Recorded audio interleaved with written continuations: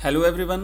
Next part में आपका एक बार फिर से वेलकम। एजुकेशन राइज पर हम कर रहे हैं क्वेश्चन बैंक हिस्ट्री का क्लास 12th के हाफ ईयरली एग्ज़ाम के लिए। और आइए करते हैं सेकंड चैप्टर की शुरुआत।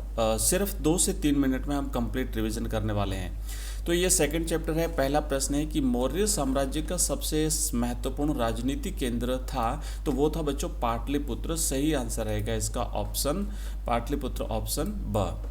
नेक्स्ट क्वेश्चन की तरफ आगे बढ़ते हैं। अगला हमारा प्रश्न है बच्चों, अगला क्वेश्चन है कि ब्राह्मी और खरोष्टी लिपियों को पढ़ने वाला कौन था। तो सबसे पहले ब्राह्मी और खरोष्टी लिपियों को जॉर्ज प्रिंसेप ने पढ़ा था। राइट आंसर रहेगा ऑप्शन ब। नेक्स्ट क्वेश्चन है कि अर्थशास्त्र के रचयिता कौन थे। तो अर्थशास्त्र की रचना चाणक्य या कौटिल्य ने करी थी। ठीक है, याद रखना आपको। बाणभट्ट ने हर्षचरित्र की रचना करी थी। कल्लण ने राजतरंगिणी की करी थी। मेगस्थनीज की रचना का नाम था सीयू की। किस शासक के लिए देवनाम प्रिय का प्रयोग हुआ है। तो बच्चों अशोक के लिए देवनाम प्रिय का प्रयोग उसके अभिलेखों में हुआ है। अजातशत्रु और अशोक जैसे शासकों के नाम किन अभिलेखों से प्राप्त हुए हैं। तो ये अजातशत्रु और अशोक के नाम जो इनके अभिलेख हैं वो है प्राकृत अभिलेख। प्राकृत अभिलेखों में प्राप्त हुए हैं। यहाँ पे कुछ एक्स्ट्रा जानकारी दी हुई है, थोड़ा सा आप लोग पढ़ लीजिएगा। हो सकता है परीक्षा में इसमें से प्रश्न बन सकता है। नेक्स्ट प्रश्न आगे बढ़ते हैं। अशोक अभिलेख ये हो गया, अशोक का हो गया, अजातशत्रु का हो गया। हाँ, अगला प्रश्न है कि धर्म के प्रचार के लिए जो धर्माधिकारी जो नियुक्त किए थे अशोक ने, उन विशेष अधिकारियों की नियुक्ति जो की थी उनका नाम क्या था। तो उन्हें धम्म महामात्र के नाम से जाना जाता था। प्रयाग प्रशस्ति की रचना रिक्त स्थान के राजकवि रिक्त स्थान ने की थी। तो राजकवि था समुद्रगुप्त का और वो राजकवि का नाम था हरिसेन। तो हरिसेन ने संस्कृत भाषा में प्रयाग प्रशस्ति की रचना की और समुद्रगुप्त जो है ये शासक थे।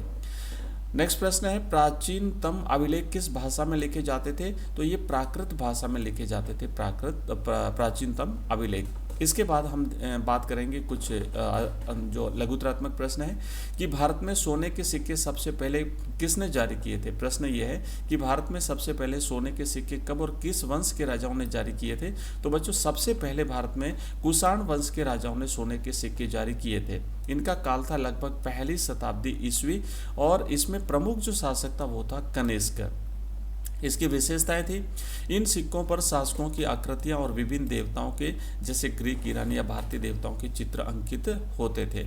नेक्स्ट प्रश्न है अभिलेख किसे कहते हैं। अगला प्रश्न है कि अभिलेख किसे कहते हैं। तो बच्चों आप लिखेंगे कि अभिलेख उन लेखों को कहते हैं जो कठोर या टिकाऊ माध्यमों जैसे पत्थर, तांबा, मिट्टी की पट्टियां, धातु की प्लेटें या अन्य सतहों पर उकेरे होते हैं। उन्हें आमतौर पर महत्वपूर्ण जानकारी को स्थायी रूप से सुरक्षित करने के लिए बनाया जाता था। इसमें शासकों की घोषणाएं होती थी, इस पर धार्मिक संदेश लिखवाए जाते थे, इस पर सामाजिक और आर्थिक जानकारी भी उपलब्ध कराई जाती थी। अभिलेखों के प्रकार देखो कितने प्रकार के होते थे। तो ये शिलालेख होते थे, ताम्रपत्र होते थे और स्तंभ लेख होते थे। ये विभिन्न प्रकार के जो है वो अभिलेख होते थे।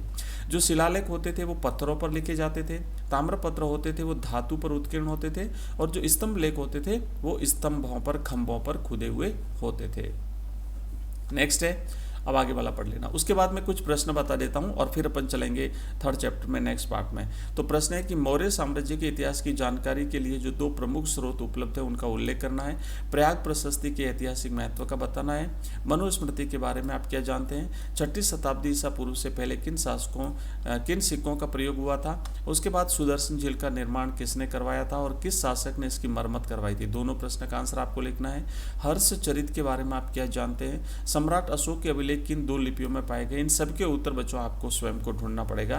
प्रभावती गुप्त कौन थी, ये विशेष रूप से याद कर लेना, प्रश्न यहाँ से बनता है। तो ये था हमारा सेकंड चैप्टर। अब हम मिलेंगे नेक्स्ट थर्ड चैप्टर के साथ में जस्ट 10-15 मिनट में।